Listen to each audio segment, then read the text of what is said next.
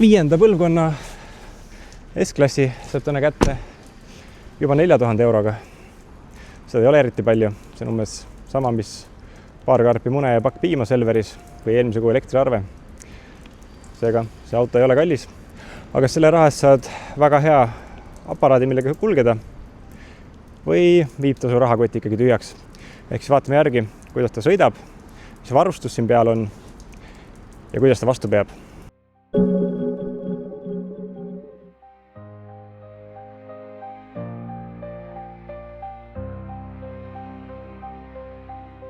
S-klassi juured ulatuvad tegelikult aastasse 1954, aga esimest korda sai ta endale S-tähise tahaluugile aastal 1972 ja selleks oli V116 generatsiooni mudel. 1979 aastal ilmus juba teine põlvkond ehk siis indeksit V126 kandev. Neid kohtab tänapäeval isegi siin liikluses ja neid peetakse ka hobiautodena. Ja aastal 1991 tuli välja legendaarne 2V140.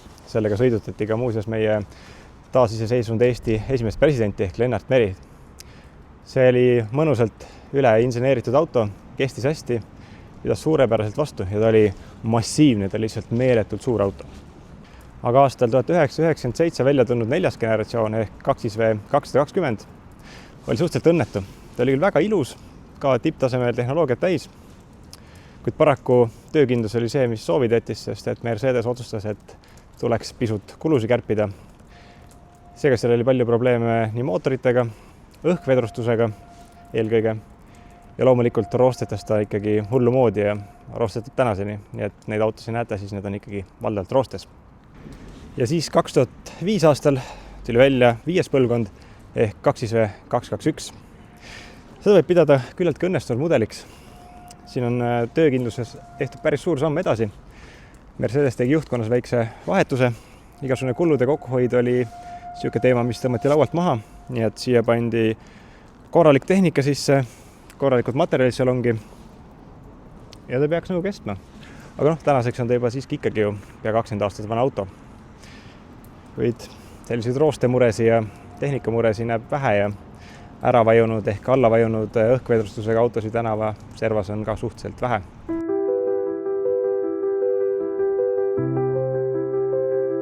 Mootorite valik oli siin kapoti all küllaltki suur. Seda eelkõige bensiinimootorite osas. Baasversiooniks oli 3,5 liitrine V6, 200 kilovatti, mis mudeli värskenduse käigus sai endale 25 kilovatti juurde ehk siis 225 kilovatti. Lisaks oli olemas 4,7 liitrine V8, 250 kilovatti ja 5,5 V8, sellel oli juba 285 kilovatti.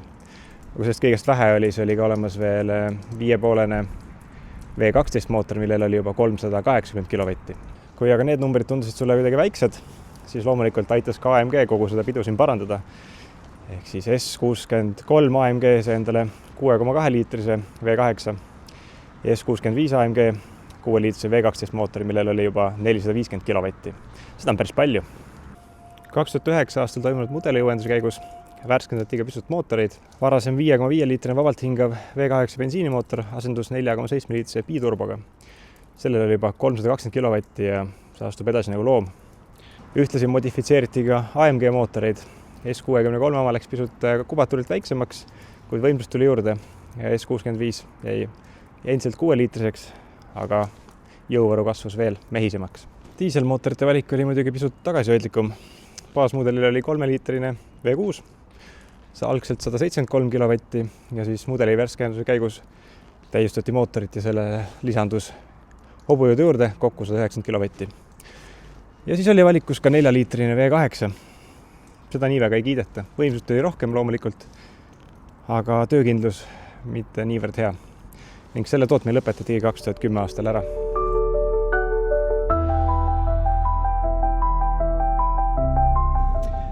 S-klassi Mercedes on alati olnud ju tehnoloogias mõttes pioneer. Kõik, mis on siin nii-öelda standardvarustuses või lisavarustuses, jõuab siis viitega ka teistel autodel ehk siis üks rahvaauto peale. Tavaliselt küll niimoodi 5 või 10 aastat hiljem või isegi 15 aastat hiljem. Kui eelmise põlvkonna puhul oli ikkagi seest seda kokkuhoiu värki näha tugevalt, igale poole oli odavat plasti palju, siis selle põlvkonnaga seda asja muudeti päris põhjalikult. Et siin on plastikut naljalt ei kohta, küll mõnes kohas siin pisut on, aga suuresti ikkagi kõik kaetud siin naha ja puiduga ja palju on alumiiniumit. Näeb seest üsna uhke välja. Kuigi see konkreetne auto on tänaseks juba 17 aastat vana ja kogu see disain ise on ju 20 aastat vana, siis ta ei tundu nii väga ajale jalgu jäänud olema. Ta näeb endiselt soliidne välja, ta näeb endiselt välja kallis. Sa istud nagu ikkagi luksusautos ja uhke on siin sees.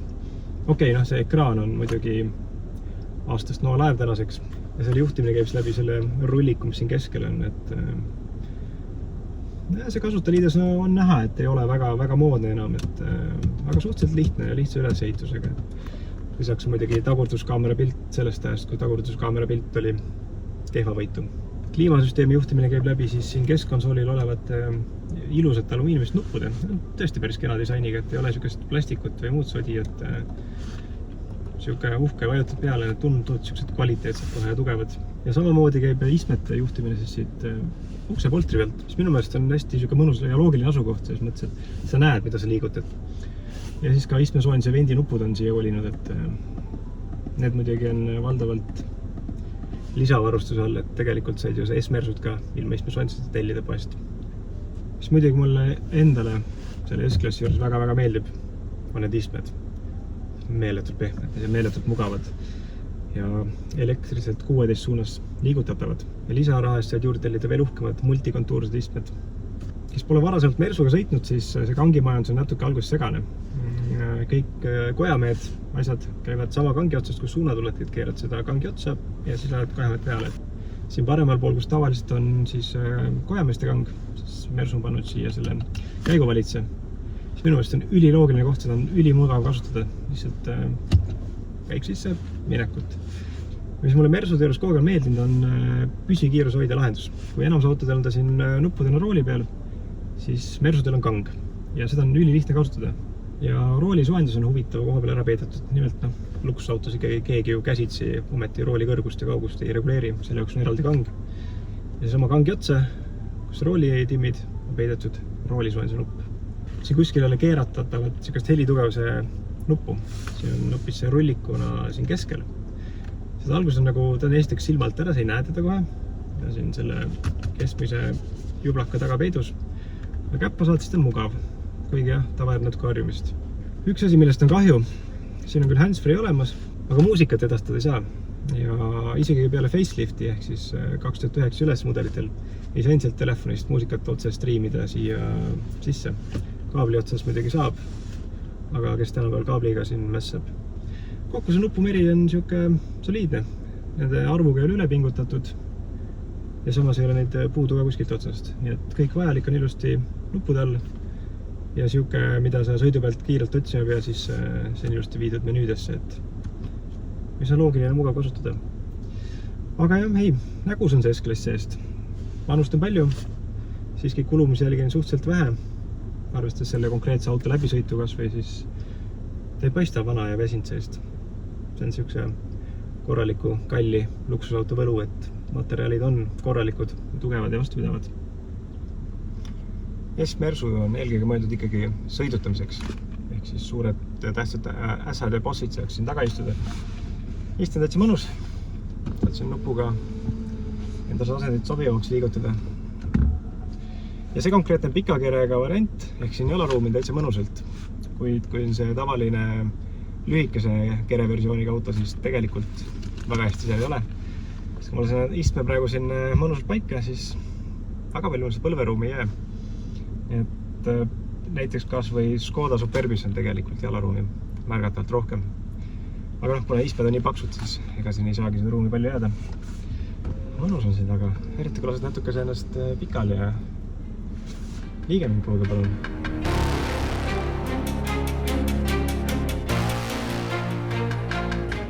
Aga kuidas 5. põlvkonna S-Mersu sõidab? See käigukangas on ikka mõnus. See on nii täpselt õige koha peal. See on rooli juures, see on käe juures, sa ei pea hakkama kuskilt keskelt seda taga otsima. Käid sisse ja lähed. Ja see, kuidas ta pöörab ja manööverdab, see on täitsa hämmastav. See on pikk auto ju, see konkreetselt pika kerega versioon, sest ta suudab nii väikese ala peal ennast praktiliselt nagu peaaegu koha peal ringi keerata. Ja see rool on muidugi luksusautole kohaselt korralikult üle võimendatud. Ta on hästi kerge, selles mõttes seda on mõnus kruttida. Probleem on see, kui sa lähed nüüd kuskile kurvilise tee peale, veits hoogsamalt sõitma, siis see S-klassi Mersule kohe absoluutselt ei meeldi. Ta meeldib siuke pikk sirge maantee, ka linna vahel siuke tiksumine on mõnus, aga ega ta sporti teha ei taha. Ise kui siin on võimsad AMG mootorid vahel, siis ta ikkagi pigem eelistab siukest sirgjoonelist liikumist. Mõnes mõttes veidi ameerikalik, et siuke pehme, kurvid on kindel ei. Aga samas see vedrustus saab kurvides väga hästi hakkama, et ta ei kaldu ära, et ta kere püsib paigal. Siis saad aru, et autole väga see pull ei meeldi. Ja see vedrustus on tõesti mõnusalt pehme ja siuke... Sa ei saagi aru, et tegelikult Pealinna tänavad nii halvas seisus on. Kõik konalused ja muud asjad lihvib ilusti ära. Üle lamavapolitseeniku läheb pehmelt ja sujuvalt. Ja loomulikult see iste siin. Ma ei saa aru, kuidas nad on selle suutnud nii mõnusa ja pehme teha, et ma hea meelega veedaksin väga-väga pika päeva ja sõidaks kas või niisama korra Tartusse poodi makaron ostma. Ja siin on vaikne. Seda tuulemüra praktiliselt ei ole, sest et siin on topeltklaasid sees. Rehvimüra õige pisut tuleb, eriti kui sa väga laiad vastad alla pannud, siis loomulikult on seda lärmamist. Aga see vaikus on mõnus siin. Seega, kui siukest linnade vahelist pendeldamist on palju, siis selle jaoks S-klass sobib ideaalselt. Aga see on tõesti siuke meeletult mugav ja pehme auto. Saan aru, miks see uuena nii palju raha maksis. Okei, see varustus on siin üks asi, aga see sõidumõnu on ikkagi...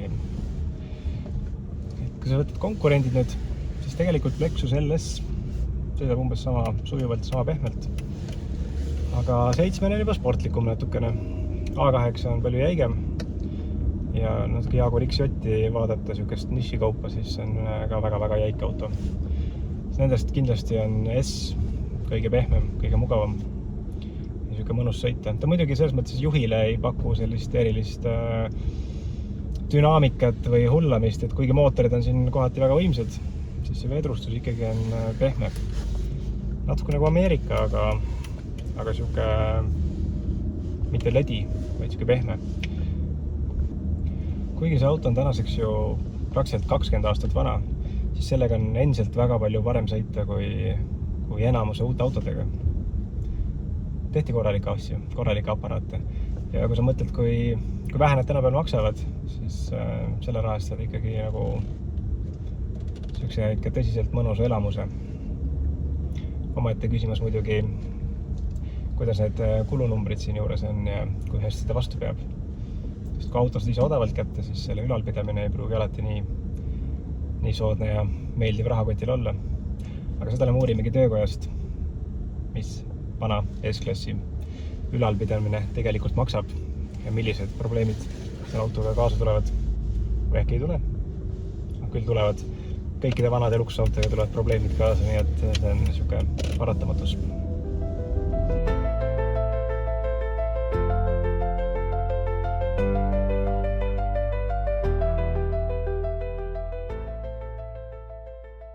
Tere! Täna vaatleme luksusetaloni Mercedes-Benz S-klassi B221.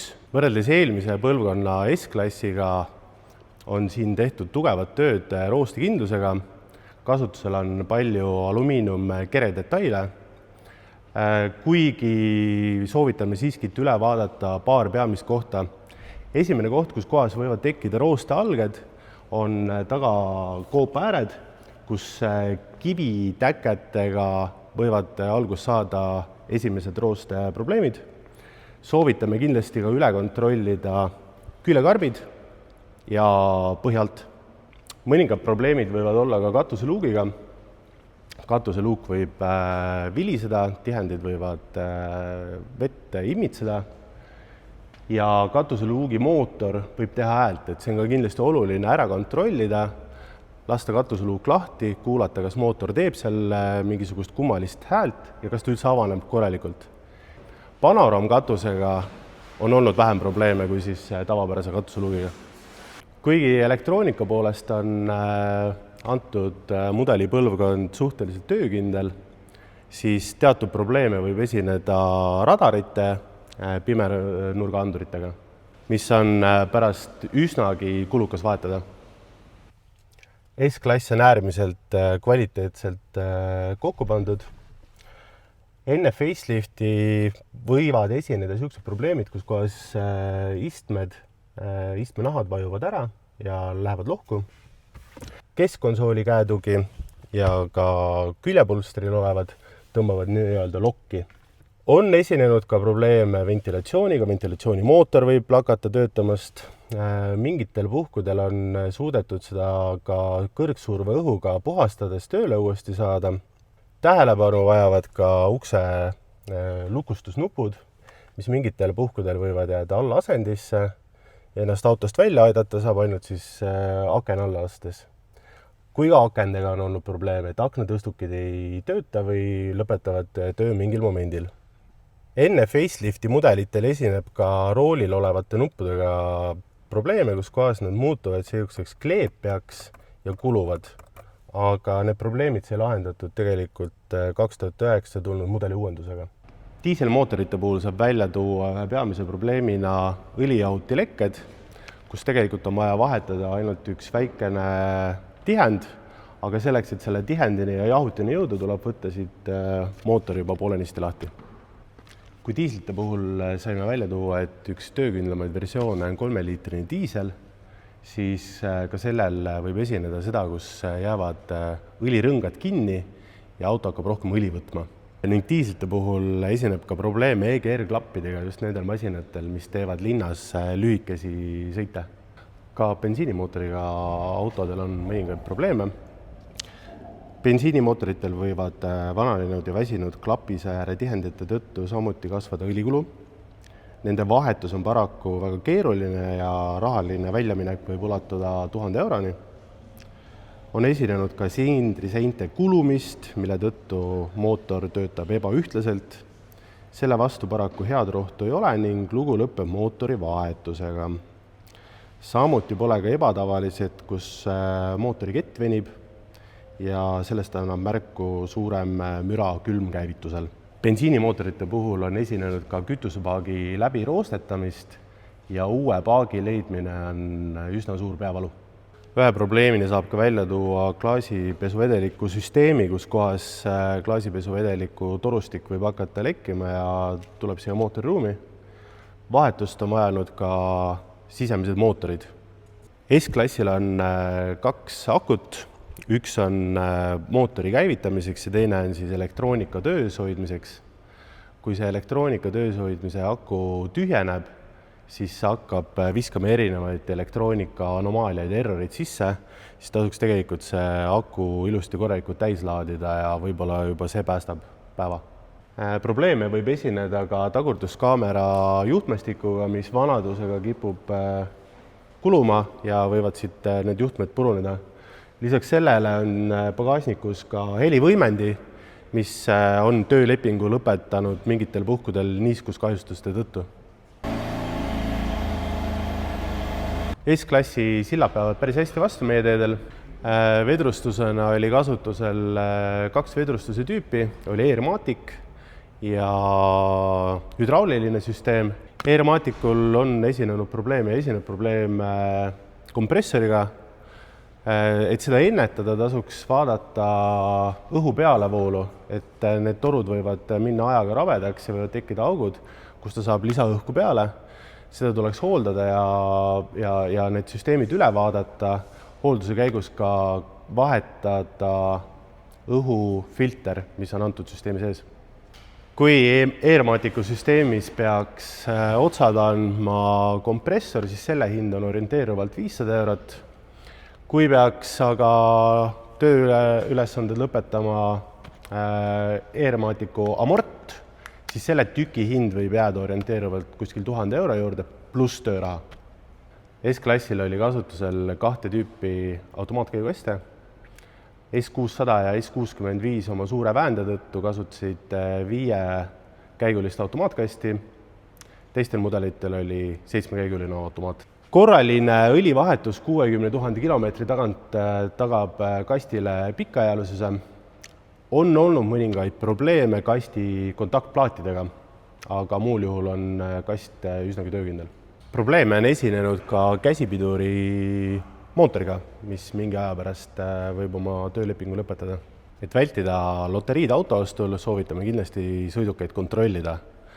Kõige lihtsamini saate seda teha, kui lähete Auto24 auto detailvaatesse, leiate sealt ostuabi nuppu, tellite endale sobiliku paketi ja meie juba teostame ostuväljade kontrolli.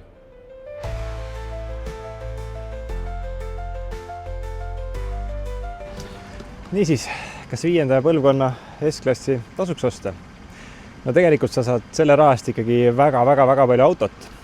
Väga suur küsimärk on muidugi see, et millises konditsioonis ta on.